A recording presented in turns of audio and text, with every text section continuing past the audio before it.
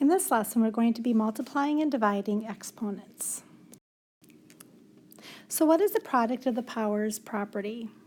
The product of powers property means to multiply powers having the same base, you add the exponents. So that's important. Underline the part where you add the exponents. All right, so let's take a look at what it looks like with the symbols. So if I have a to the m power times a to the n power, remember we're adding those exponents together, giving us a to the m plus n. Let's take a look at what it looks like for the example. And I'm going to break it down so you can see what just happened there. So I have 5 to the 6th power times 5 to the 3rd power. So what that looked like is 5 to the 6th was I had 6 5s. And then I had, combined with then 3 5s. So right here, this was our 5 to the 6th. And right here, this was our 5 to the 3rd. Notice if we put them all together, I take all of these 5s and I put them together, that I'm going to have 9 5s. So, which would be represented as 5 to the 9th power. Now, if I went and I took my exponents and I just added them together instead of breaking it all apart and putting it back together, if I took the 6 and I added it to the 3, I would have 5 to the 9th power, because 6 plus 3 is equal to 9. All right, so let's multiply these powers.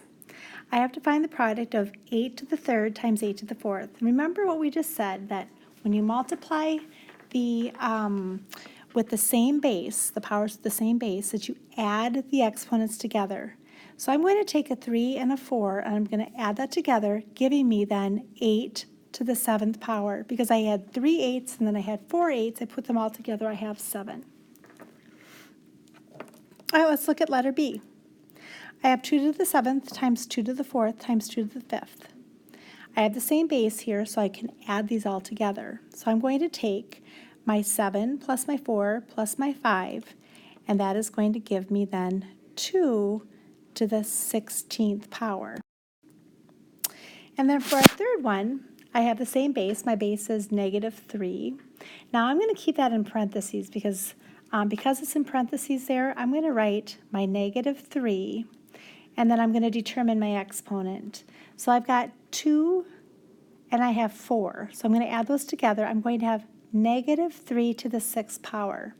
Now I can write it like this. I can't write it with a -3 without the parentheses to the 6th power, because if you were to look at this, this would end up being a -3 times -3 times -3 times -3 times -3 times -3, and all of those negatives, because there is an even number, would end up being a positive. So if you're going to leave it as an exponent and take it off, my suggestion is just to keep it just like this. But if you were to take off the parentheses, it would have to be a +3 to the 6th power, and then you'd evaluate it from there. All right, so I have x to the 4th times x to the 3rd, and again, we're just going to add our exponents. So I'm going to have x to the, and 4 plus 3 is 7th. All right, now let's take a look at letter E. We have to remember that our multiplying our regular numbers like 5 and 4 is just like we've done it before. Right over here you've got a 5, and then you have 3 R's, and then on the other side you have times 4 and then 4 R's.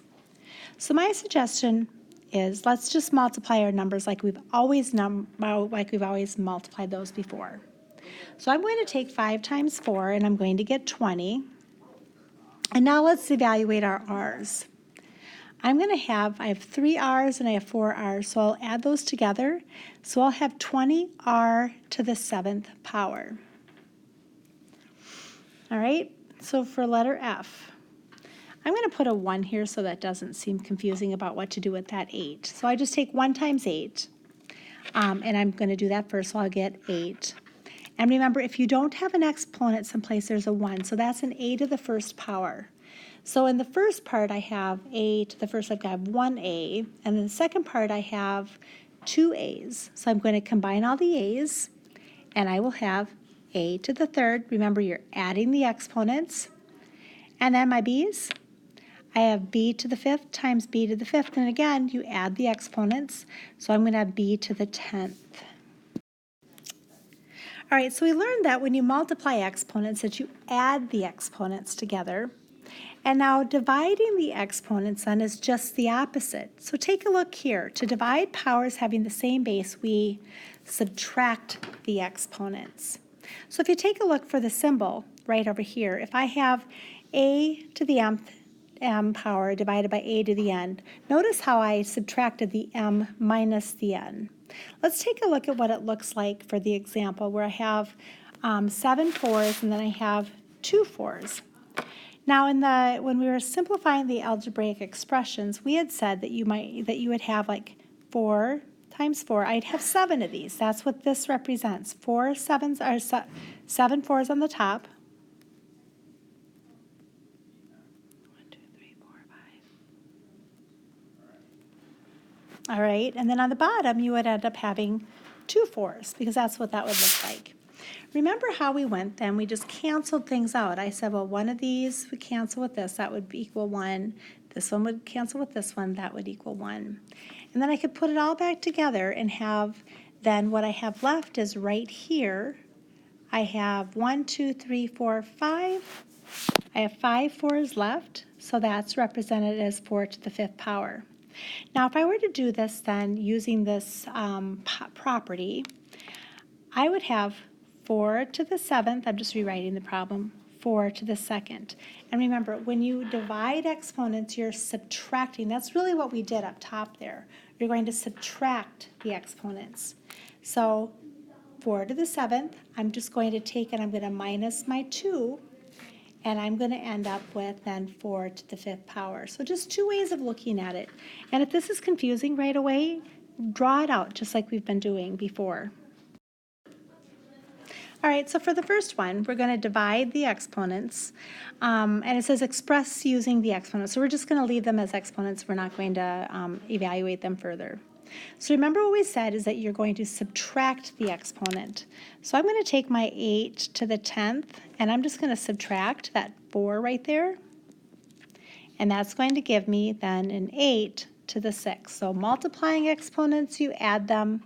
Dividing exponents, you subtract. All right, so let's take a look at the next one. This is essentially the same one as the first, except for we just have it written differently. We're dividing. So I'm going to take my -3, and I'm just going to show how I'm going to do that right there. So I'm subtracting my exponents. So then I'm going to have a -3, and then 9 minus 2 is 7. Now you can leave it like that. And it's also okay because it was an odd number of exponents. You could also write it as -3 to the 7th power. That would be okay as well. Either answer is fine. All right, so let's put this all together and we're going to multiply and divide. Again, multiplication of exponents, you add. Division, you subtract. So let's start at the top. Let's just evaluate this part right here. All right, so I'm multiplying n to the 3rd times n to the 5th, meaning that I'm going to add those exponents together. So 3 plus 5, I'd have n to the 8th, all over n to the 2nd. All right, now I'm left with division. And remember, with division, you're going to subtract the exponents. So I'd have n to the 8th minus 2. I just subtracted it from there. And I would be left then with n to the 6th. If this is easier for you to do it this way, where you had n times n times n, and then I'd have 5 more. 1, 2, 3, 4, 5, 6, 7, 8, all right? And then n times n. You can certainly do it this way until you're feeling comfortable with it. These two are going to cancel out. And then here, notice what I was left with is I was left with 6 n's. All right, so our last one. Let's take a look here. So just like with multiplying with the numbers that we've always done, you're just going to take these, just divide them. 4 divided by 2, and I get 2. All right, so let's determine that. Now let's look at our a squared minus, or divided by a to the 1st. If there's not an exponent there, it's to the 1st.